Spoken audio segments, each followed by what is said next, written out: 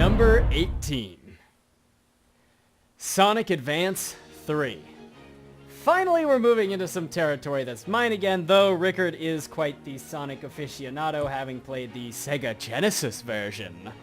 Not just the first game, but the second game, the third game, and I think some other games I can't really remember. Either way, Sonic is a I want to say it's a long-standing game franchise, and it's had a lot of ups and downs throughout the years.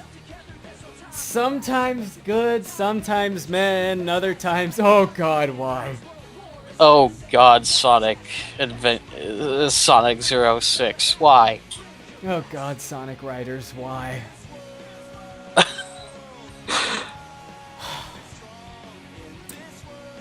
Sonic Advance 3, a 2004 platform-style game developed by DIMPS, Sega, and the Sonic team. This game has a relatively simplistic plot that added the option to pick your partner to augment your abilities. Your job is to chase down Dr. Eggman and his robot sidekick and defeat them while collecting all the Chaos Emeralds. Doing so will give you the true ending, while not having them all gets you the normal ending. For anyone who's wondering who Sonic is, he's probably just as famous as Mario. Or maybe he's infamous? Yeah. Created by Sega as their mascot character, he was created by a team in 1991 and has continued to be their best seller ever since. Sonic's career throughout gaming is as varied as Mario's, without the seeming constant success. Which is sad. Yeah. Sonic Advance 3 is a speed-based game otherwise, its true charm lying in the time attack mode that I was able to play with friends. It was rare when 3 people had the same game and enjoyed it enough to play together. Though to be honest, we challenged each other more with time attack than with the competitive play. I always enjoyed playing Cream because her ears would flap and she could fly. So I'd like fly, if you could get the right jump on certain stages, you could fly over about half of the stage with her flight. Which was so hacked. But that's the way I did it. To be fair, she was a lot slower because of it. Anyway, though he might not be the best or most beloved, Sonic certainly has left his impression on the gaming industry and on the handheld, which is why I put him here at the number 18 spot. Number 17. Advance Wars. Developed by Intelligent Systems and produced by Nintendo, Advance Wars is a turn-based wartime strategy game that wasn't released stateside until 2004. The reason behind this is actually a little interesting. Originally, Advance Wars was meant to stay exclusive to Japan. They didn't believe there was a large market in the States for turn-based games that were complicated to master. To alleviate this, a long and in-depth tutorial was made for the US version of the game, eliminating the need to read the manual and still be able to learn the game. Why? Actually, it's true. Most people wouldn't read a giant manual on how to play a video game. Would you? If you saw a manual that was longer than 20 pages, you wouldn't read it.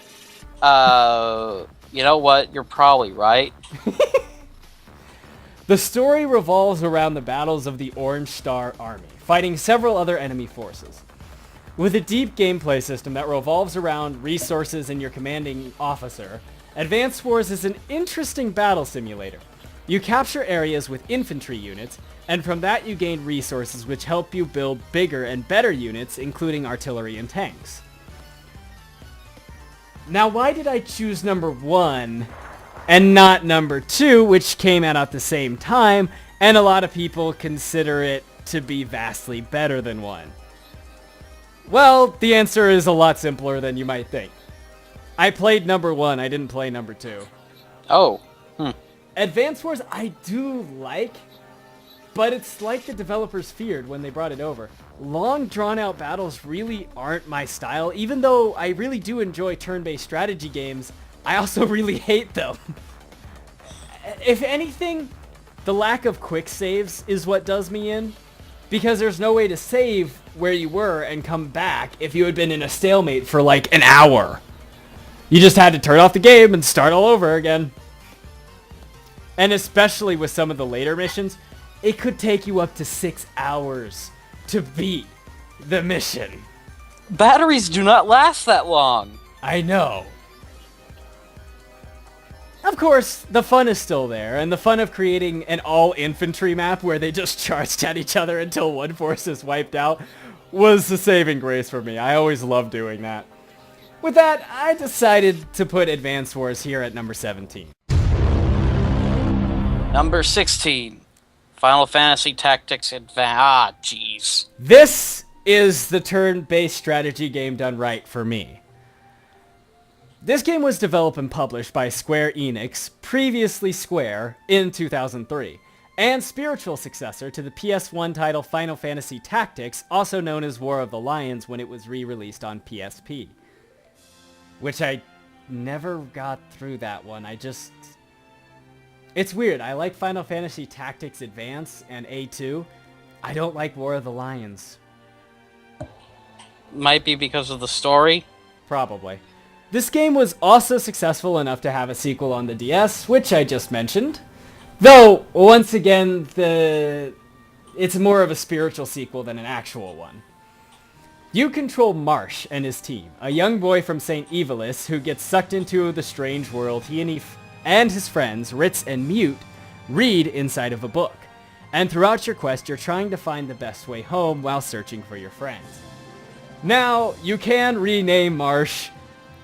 And I just gotta say this, I did see something hilarious where Ritz said, we can't call you the new kid forever.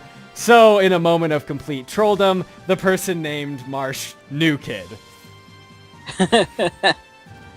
I guess you really are the new kid forever. Good job. The combat is what you might expect from a strategy game, but it also made use of the Final Fantasy job system, letting you upgrade to higher jobs once you mastered the lower jobs, and making use of races through Final Fantasy's relatively interesting and unique world. The story is also one of the more long, involved, and engaging, having a true ending, or maybe you would call it an extra ending, that you can achieve by taking certain actions throughout the game. Now, I'm not going to spoil it, but I'm just letting you know, it exists. There's also the law system, which, as a story aspect, is brilliant, but you fucking hate it. You can't use things they forbid, or else your character will undoubtedly get a red card and be arrested. But you want to do the recommended actions since they give you judge points, which you can then use to do combo moves, which do a lot more damage. Later in the game, you gain the ability to use these illegal things called law cards, which are good if you have ones that mess with the enemy team, and anti-law cards, which remove the laws that are disadvantageous to you. I know, bit of a tangent, but the law system will mess you up so many times, especially when you get towards the end of the game. There are battles specifically set up to mess with your team. Like, I think there's this ridiculous one where your team is not allowed to attack. Good luck figuring out what to do. Anyway, the reason this one isn't higher on the list, considering I really do like it and I love the story, to be honest, there really isn't a reason.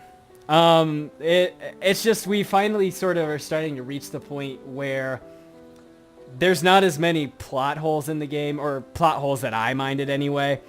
And everything after this is something either Rickard or I just liked a lot more. This game is a full experience, and if you haven't played it, try to at least pick up the sequel, since that's also a unique and interesting game. At any rate, Final Fantasy takes number 16.